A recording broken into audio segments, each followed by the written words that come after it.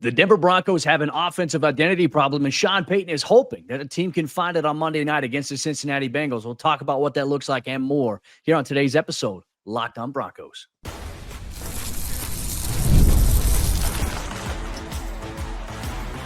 You are Locked on Broncos, your daily Denver Broncos podcast. Part of the Locked on Podcast Network, your team every day.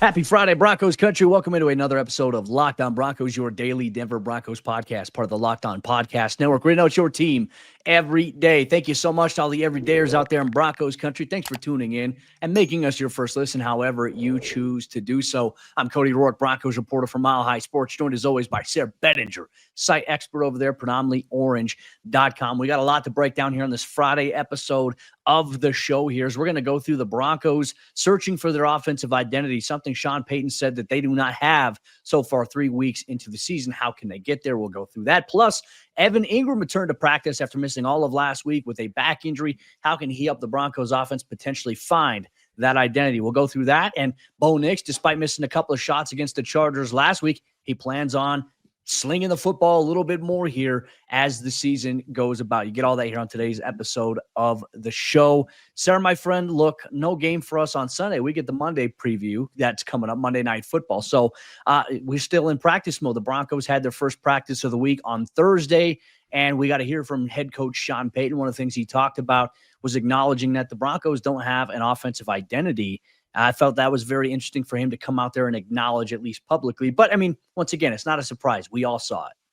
Yeah, right now it's early in the season. You're trying to find what's your bread and butter. You and I have talked about that. How many times have we mentioned that the Broncos offense right now just doesn't have a bread and butter to really lean on, something that they can say, hey, any given drive, we can do this, and we know that we're going to be able to get something going at any time. Every offense in the NFL struggles, but not every offense in the NFL, even this early in the season, not every offense is struggling to find something that they can, have be a consistent, sort of baseline for them in everything that they do.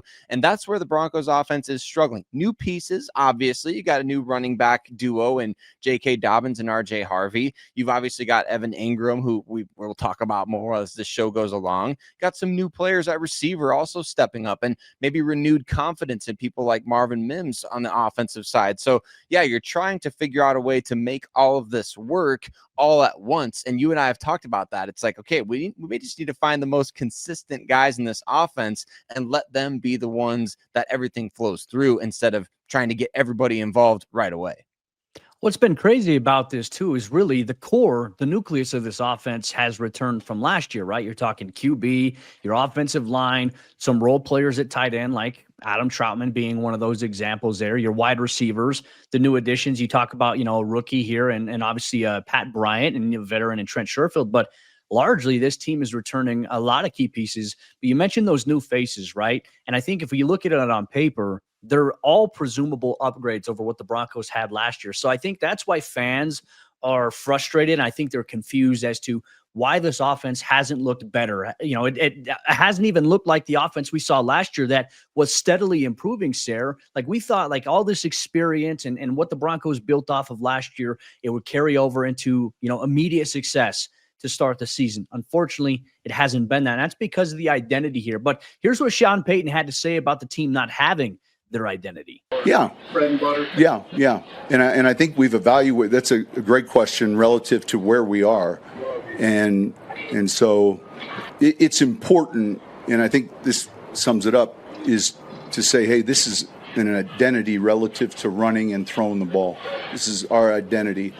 And I would say we've yet to establish that clearly for anyone watching or ourselves. And so that's us as coaches. Yeah, and I wonder what his plan is to change that perception, right? Because obviously right now, we don't know what the Broncos want to be in terms of, you called this out early in the week, Cody. I thought it was a great call out. Just run some gap schemes for your running game and get these guys into the A, the B, or whatever, just make it simple. Simplify things so that you can do the small things right without trying to put all this window dressing on things. We know the Broncos, they don't really use a lot of pre-snap motion even. So they don't have a bread and butter even without all the dressing before plays. Like they don't, there's just that's the source of everyone's frustration right now, is that like it's not even the fact that pre-snap is overly complicated, it's everything post-snap. There's so many different moving parts, so many personnel changes, and no game flow because of penalties have killed this team's ability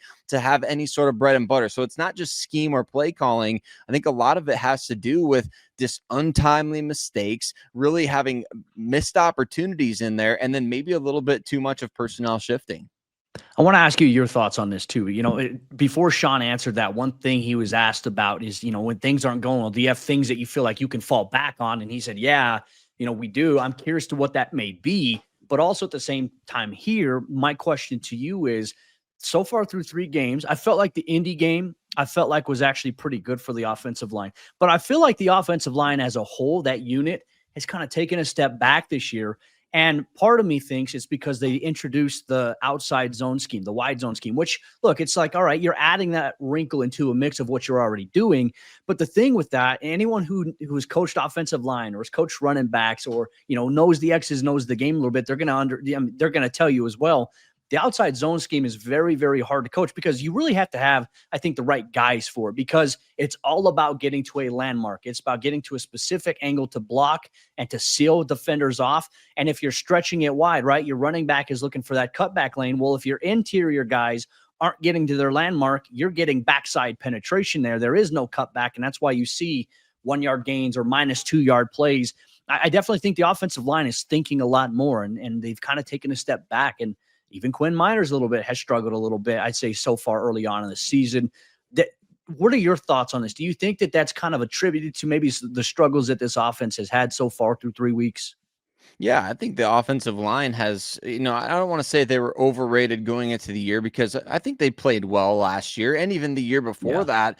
But I do think that you see these metrics that are coming out saying the Broncos have the #1 pass blocking O-line in the league, and they've got this and that run blocking offensive line. And I don't know that I agree with I don't know where these grades are coming from, Cody, because we saw this offensive line get blown up by Jeffrey Simmons and Tavondre Sweat in week 1. Even the Titans rookie edge guy, number 7. I can't remember who he was, but he made a bunch of plays in that game. We saw the Colts obviously winning the line of scrimmage plenty against this offense. And then in week 3, of course, the Chargers, they really dictated that entire game. 9 first downs from the Broncos offense. You want to tell me, even in a small sample, that a team that had 9 first downs in a game has the best anything offensive line in the NFL?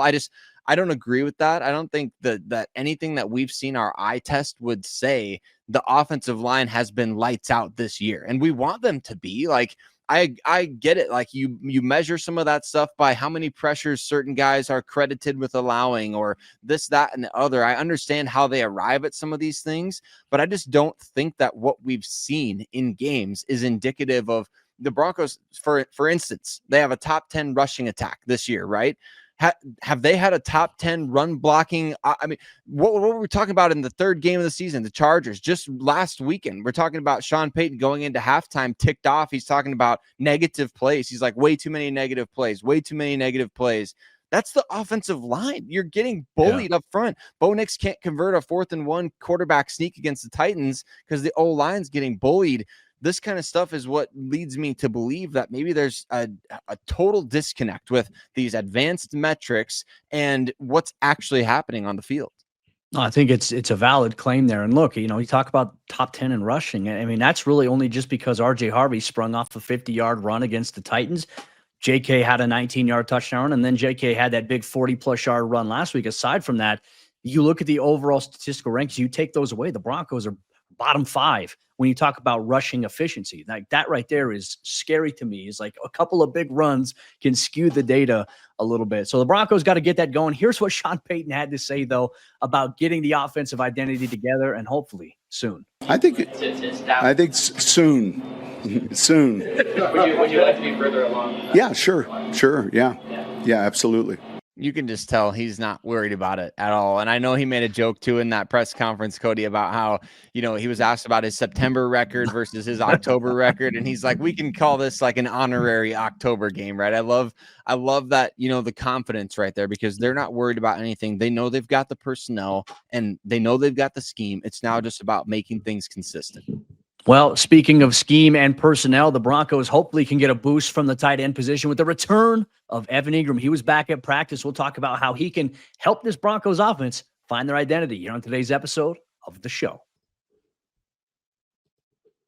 This episode is brought to you by Square, your favorite neighborhood spots run on Square. There are certain businesses that truly make the neighborhood feel like home, whether it's the local sports bar that's packed on game days, the coffee shop that knows your order by heart, or the corner deli that's been serving your community for decades. These are the places that bring people together. And when neighborhood businesses thrive, the whole neighborhood thrives. Shake Shack is my go-to. You can find one almost everywhere, every corner in the city of Denver. It's always one of my game day favorites, especially just to grab a burger. My wife and I, we actually had Shake Shack last night for Thursday night football. We ordered it, and I'll tell you what, it always delivers clutch taste, especially gourmet burgers, the best in the business here. And Square is a proud partner of more than 4 million neighborhood businesses around the world, including Shake Shack. You can go to square.com/go/LockedOnNFL to learn more. But before you do, go support your favorite neighborhood spot. You'll be happy you did. Square. See you in the neighborhood. Today's episode of Locked On Broncos is also brought to you by our friends over there at DoorDash. It's almost the weekend,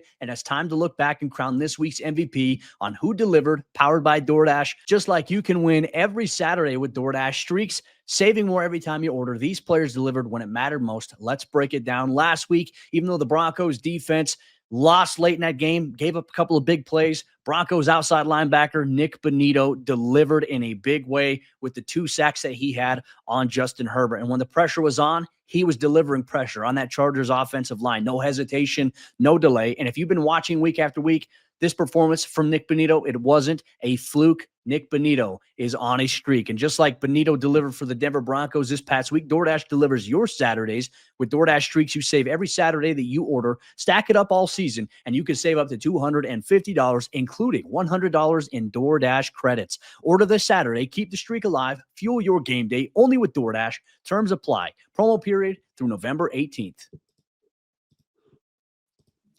Evan Engram is back for the Denver Broncos, returning to practice in full on Thursday. His return to the offensive lineup renews some optimism that the Denver Broncos need to get him going here early in the 2025 season. Broncos Country, we're going to talk about Evan Engram's return to the practice field and much more on today's episode. But before we go any further, I want to say thank you to all of you that make Locked On Broncos your first listen of the day every single day. If you haven't already done so, hit subscribe wherever you listen to podcasts, as well as on YouTube. Cody, let's talk about Evan Engram returning to practice.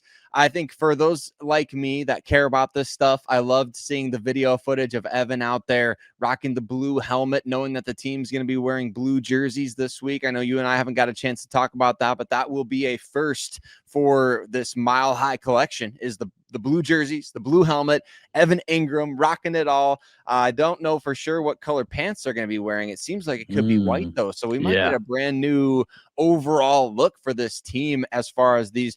I love the uniforms, Cody. I know we don't talk a lot about that stuff on this show. You know how much I love the uniforms, though. But at any rate, it was great to see Evan out there running around at practice, not even limited in any shape or form, out there with a full designation on Thursday's practice. And he apparently, from what I understand, he looked good out there. Yeah, he looks like he's ready to rock and roll. Should be able to go on Monday Night Football here. And look, I think this is going to be part of the larger conversation. We just talked about Sean Payton saying that the Broncos need to figure out what their offensive identity is. So much of it, Sayre, and I truly feel this, and no disrespect to guys like Lucas Kroll or Adam Troutman, but the Broncos have no element of the passing attack with those guys in there right now. You know, Kroll, I think, caught that terrific bounce pass that got tipped up in the air. Great heads up play by him. But we've seen some issues where Kroll is seemingly getting confused by what the defense is throwing out there. So if it's zone, there's times where you got week one where Bo's like, stop.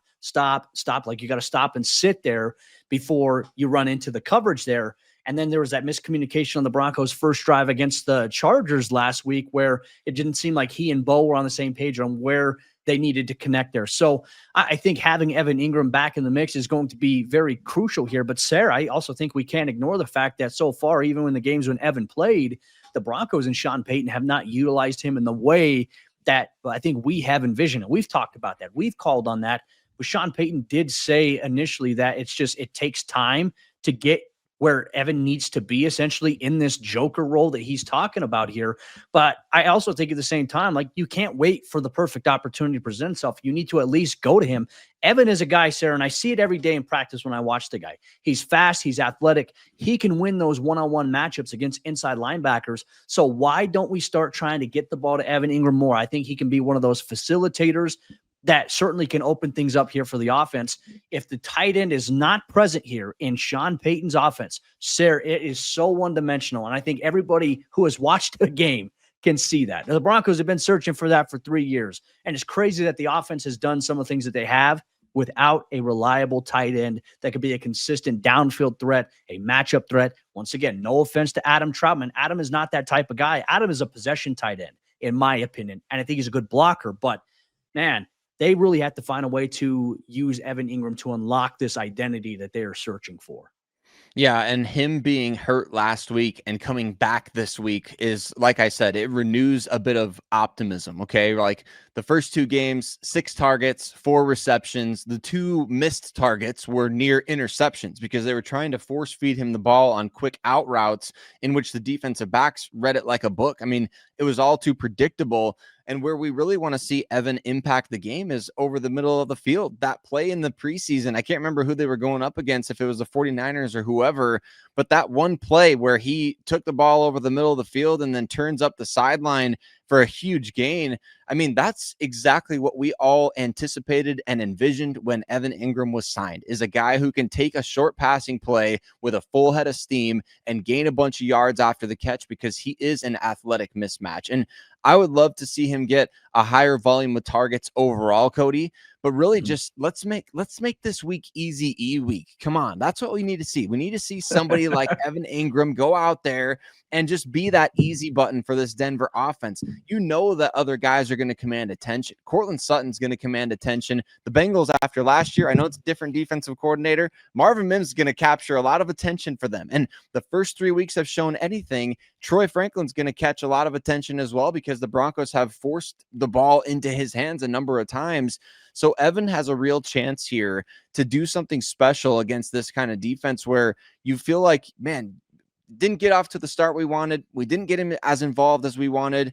Wipe it all away. Flush it down the toilet. Whatever you got to do, go get Evan Engam involved this week, especially if he's feeling it out there on the practice field. Yeah, and I'll say his return will be a welcome addition because I agree with you. You know, you can't just come out stationary the way that the offense certainly has here. Find a way early on. I mean, even if it's just a couple, not the outs there, but like, let's say, you know, he's lined up in the slot or he's lined up offset, not in line with his hand in the dirt. Find a way to just run him on a sit route. Get 4 or 5 yards. Like, imagine that on first down. You know, if you can isolate that matchup, maybe against a smaller nickel defender. I'm very curious to see how much the Bengals play nickel or dime personnel this week, considering they may try to replicate some of the stuff the Chargers did. Granted, it's hard to do because they don't have guys like Derwin James or Diane Henley that can make those things work for them. And I certainly don't believe they have the defensive front that can do what the Chargers defense did to Denver's offensive line. But there are so many things here that I think have to go right for this Broncos offense. That are we going to see Sean Payton and this team come out and keep it simple, stupid? Like, that's the number thing. The KISS method, it's worked many a times. Simplify things, and then you can start to add on to those wrinkles there. I think that's going to be a very big key this week here for this Broncos team. I think if Denver's going to have success going forward, because look, you got the Bengals on Monday night, Eagles next Sunday, London game against the Jets. You come back against the Giants, and then you have the Cowboys. You have to find a way to get this offensive identity clicking sooner rather than later, because this is right here, even without Joe Burrow, this is the toughest part of the Broncos schedule for the remainder of the season, in my humble, honest opinion. I don't know how you feel about that, but that's where I'm kind of laying my cards. Yeah, what's crazy is I think that if you look at it, I think the Broncos have 4 games left with teams. I know that's so early in the season, so take this with a grain of salt, but I believe they have 4 games left against teams with winning records right now. So the Bengals are one of them, and I think the Eagles are obviously the next one. So then you have the Chargers as a third. So right now, where the Broncos schedule is at, yeah, you have to look at this as an opportunity to really get a full head of steam going into the fall here. And I love that the opportunity is being presented with Evan Engam, because I feel like he's going to make everybody better on this Denver Broncos offense. If he can get going, it opens up the running game, because whenever he's on the field, you can't just stack the box and assume that, well, it's going to be a whatever. You're going to create lighter boxes if you can start getting Evan Engam going. You're going to create favorable matchups for your other receivers if you can get Evan Engam going. You're going to draw people into the middle of the field and open up things over the top if you can get Evan Engam going.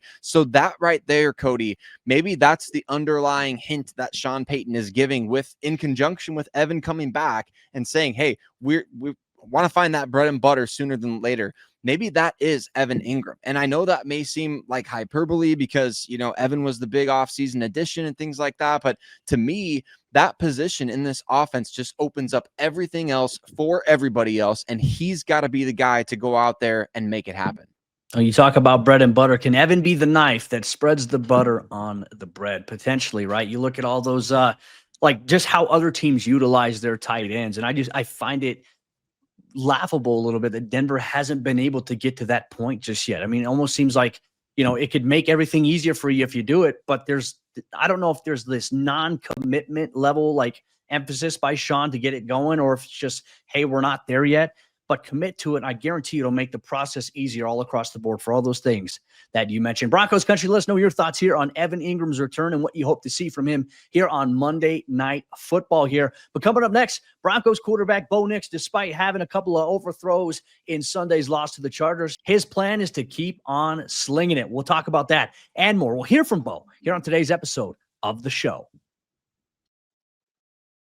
Today's episode is brought to you by our friends over there at Mazda. And Mazda, they craft cars for those who do more than simply move. From footwork to breath work, athletes sweat all the details. And Mazda brings the same intention to how we craft every model. You can feel Japanese craftsmanship in every detail, from metallic accents to available Napa leather upholstery. And you can make everyday drives feel like anything but, from smooth handling to intuitive controls with all-wheel drive standard in every crossover SUV. You can drive with confidence through almost any season. Like our players, we sweat every detail, because when you make every move count, impossible becomes irrelevant. Mazda, move and be moved. Bo Nix's confidence surely isn't shaken after Sunday's tough performance. He was very reflective this week as the Broncos prepare for a Monday Night Football showdown against the Cincinnati Bengals, and a defense that has a safety in Jordan Battle who's snagged 2 interceptions so far this season. The Broncos have to be calculated with their passing game this week, and hopefully the run game can follow suit. But if you ask Broncos quarterback Bo Nix about how he's going to approach those deep balls here, he's going to keep slinging it. I felt like we learned a lot from him. Sayre, let's go to Bo, where he talked about Sean Payton. Like, you know, Sean this week doubled down and said, you know, I've got his back. Like, we're not talking about overcoaching on a couple of throws that were outstretched on the fingertips. He said that his placement is good, obviously just a little bit too far in those instances we saw against the Los Angeles Chargers. But Bo had a lot to say about Sean having confidence in him despite that. Well, I love it. That's, you know, the name of the game. You just keep making the next play, you keep throwing it. You know, you don't want to be, you know, afraid of failure. You don't want to be afraid of missing. You just go out there and shoot the shot, and, you know, we'll hit them.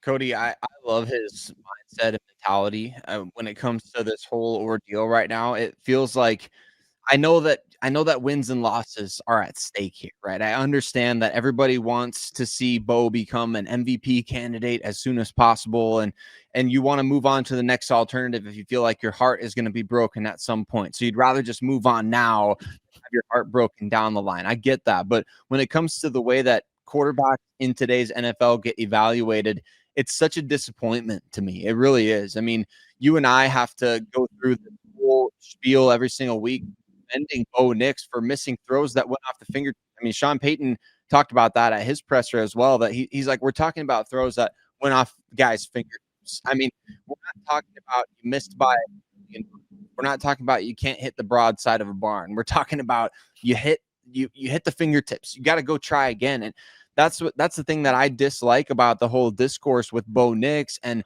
quarterback development in today's, like, look at all these guys who were given up on around the league that teams probably would be kicking themselves. Guys who lost jobs over making draft picks, like Sam Darnold, who's crushing it with the Seattle Seahawks and crushed it last year with the Minnesota Vikings.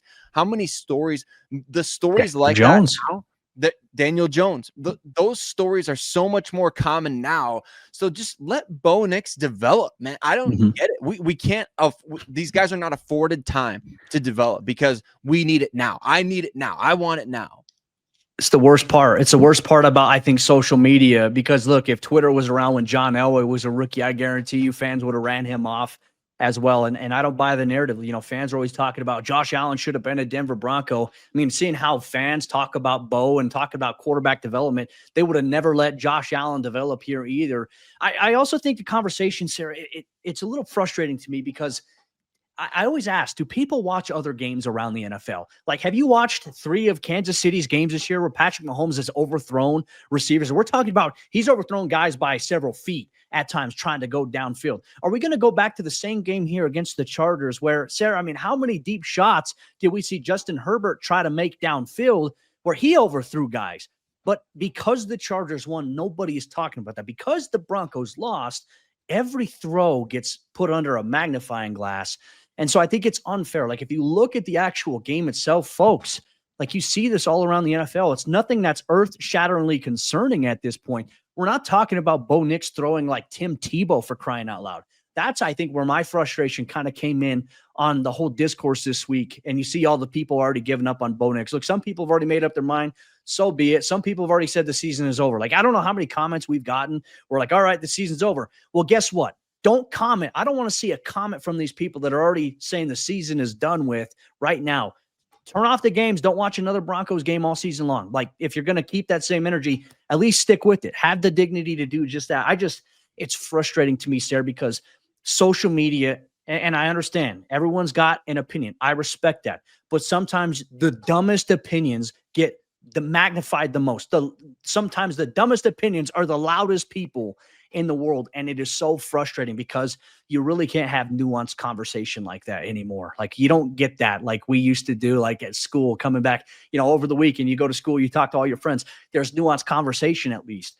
You don't get that anymore because of this thing called social media. It's a blessing. It's a curse. I love, obviously, the platform. I love the community we have, but my goodness, some days it has me not even wanting to, like, I don't want to respond to comments sometimes. Just kind of like, man, like, I don't want to say that this person's take is dumb. And I've had plenty of dumb takes too. I'm not saying that I'm not susceptible to doing that, but I think that we lack nuance in these discussions these days. It's reactionary, instant gratification. I think even the commentary with Riley Moss is a spot-on example of the same exact thing that we're talking about here with Bo Nix.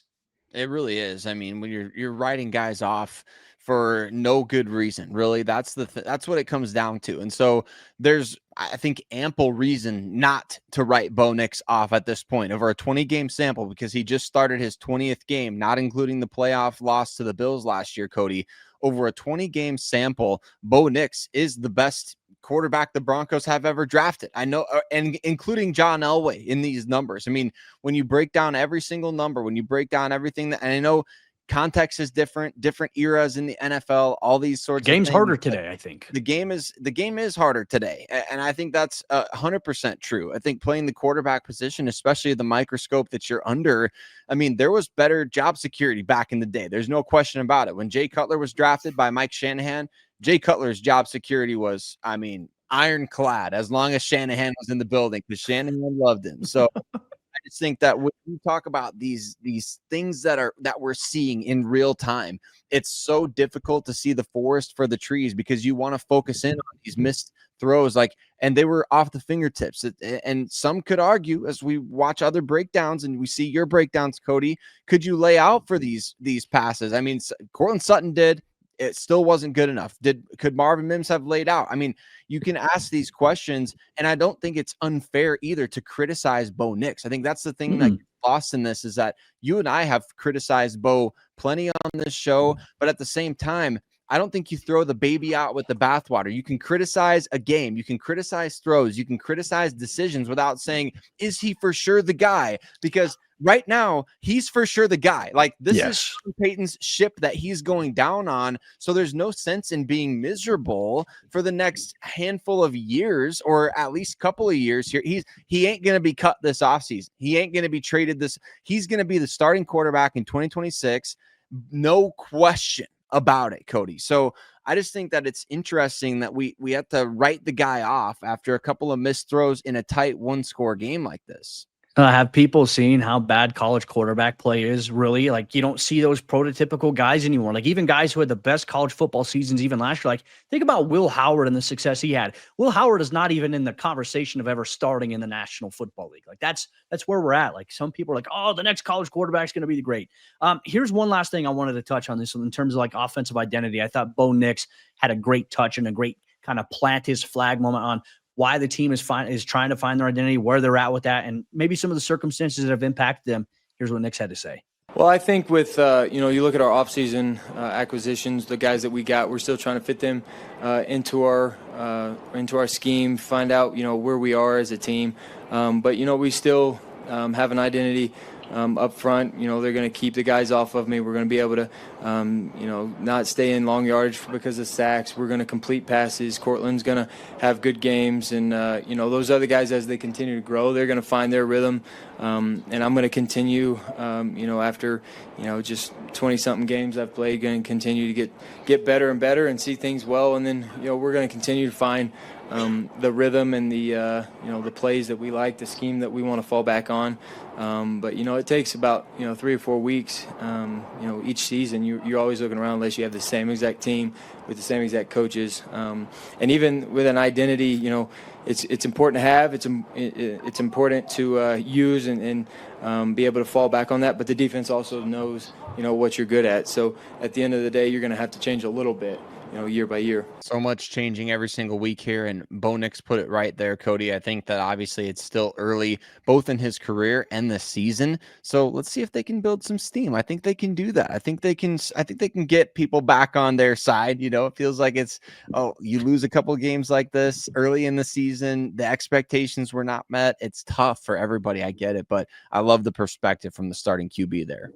Well, you take care of business on Monday Night Football, and let's say somehow the Broncos go in and beat the defending Super Bowl champions. All of a sudden, the narrative, the conversation shifts a lot, and the Broncos, they're in control of their destiny. Broncos Country, enjoy your NFL Sunday with Denver playing on Monday Night Football. You can enjoy Red Zone like myself, my wife, Sayre, and his family. You're going to get all that. And then on Monday, you're going to get an extensive game preview. Sayre and I, we're going to share our players to watch on offense, defense, and our keys to victory that'll lead you right up into kickoff Monday Night Football. What they said, Broncos Country. We'll see you next time for another episode of the show.